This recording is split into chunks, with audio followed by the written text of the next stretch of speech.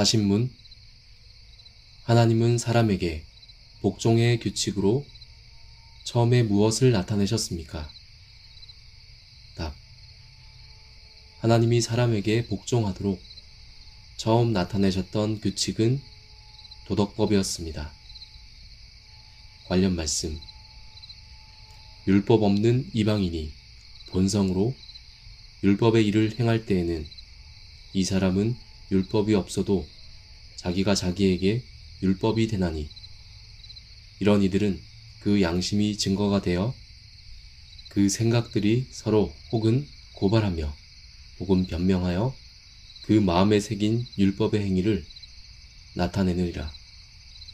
로마서 2장 14절에서 15절. 해설입니다. 소유리 문답 39문은 하나님이 사람에게 자신이 나타내신 뜻에 복종하기를 요구하신다고 말하고, 사신문은 하나님이 처음에 나타내신 그 뜻이 도덕법임을 밝힙니다.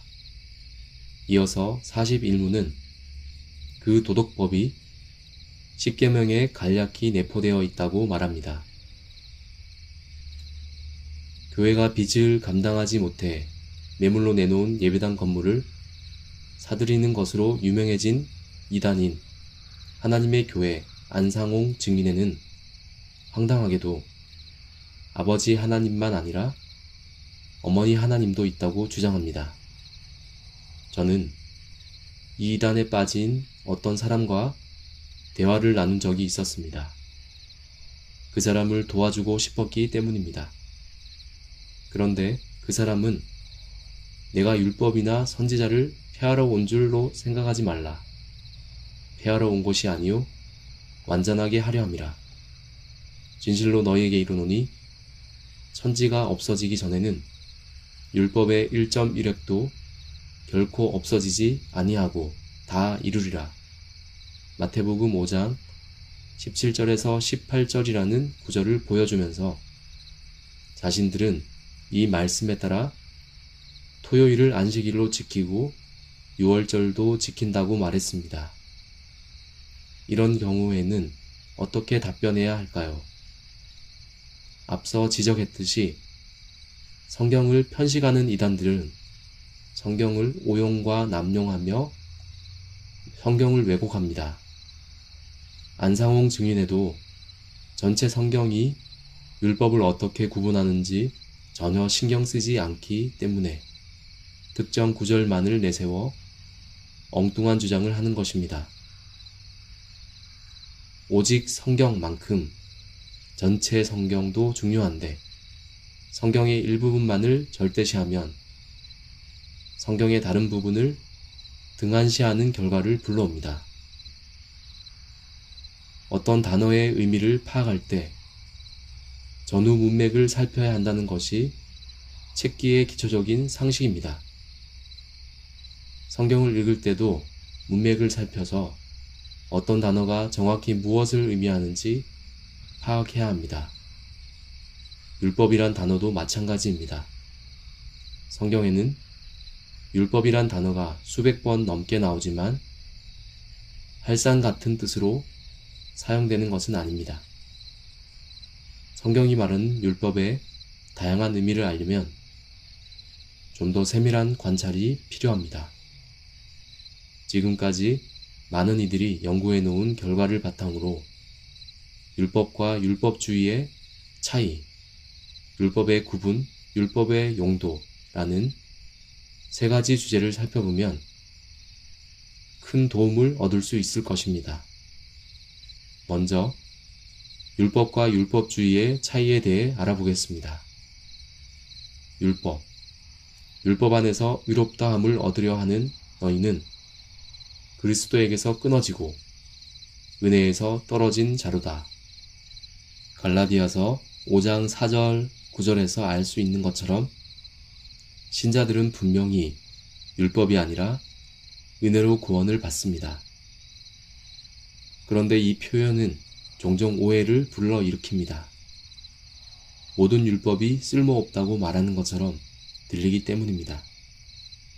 하지만 사실 더 정확하게 말하면 신자는 율법의 행위가 아니라 은혜로 구원을 받습니다.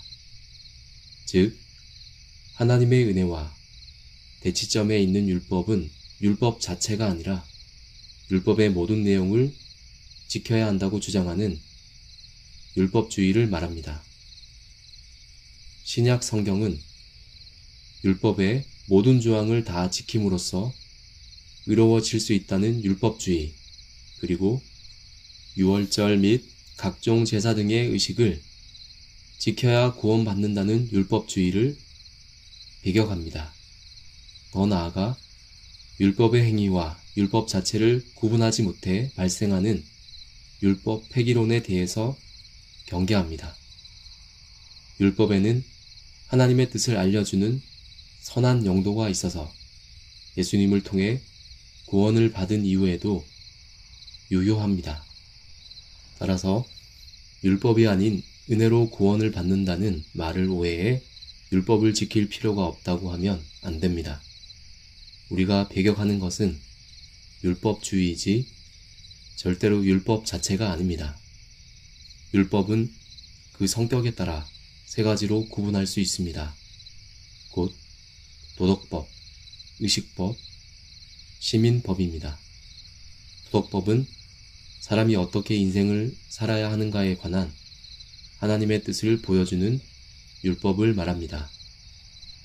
도덕법은 아담과 하와 때부터 주어졌습니다. 우리는 사람의 창조를 다루는 소유리문답 신문에서 하나님이 아담과 하와를 성숙한 상태로 창조하셨다는 사실을 살펴보았습니다. 에덴 동산을 경작하고 관리하기 위해서는 종합적 판단력이 필요하고 하나님은 이를 위해 아담과 하와의 마음에 하나님의 법을 기록하신 것입니다. 이에 대해 웨스트민스터 신앙고백은 4항 2항에서 그 마음에 하나님의 법을 기록하시고 그 법을 행할 능력을 주셨다라고 표현합니다. 그리고 로마서 2장 14절은 율법 없는 이방인이 본성으로 율법의 일을 행할 때라고 말하여 사람이라면 누구나 그 마음에 하나님의 법이 본성으로 주어졌다고 말합니다.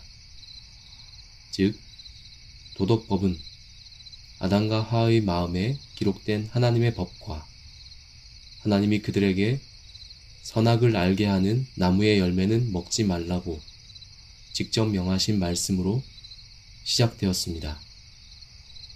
그 후에는 아브라함과 모세와 같은 예언자들을 통해 주신 말씀들이 보태졌습니다. 이러한 도덕법은 십계명에 간략히 내포되어 있으며 이에 대해서는 소요리 문답 41문을 통해 자세히 살펴볼 것입니다. 도덕법은 사람이 만든 것이 아니라 하나님이 당신의 거룩한 속성에 따라 사람들을 위하여 주신 것이므로 시대와 장소를 불문하고 존재하는 영원한 법입니다.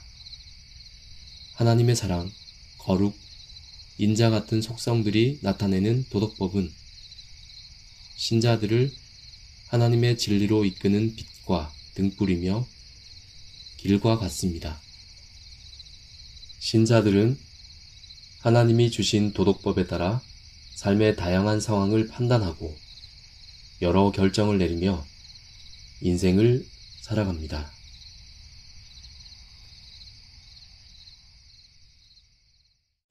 내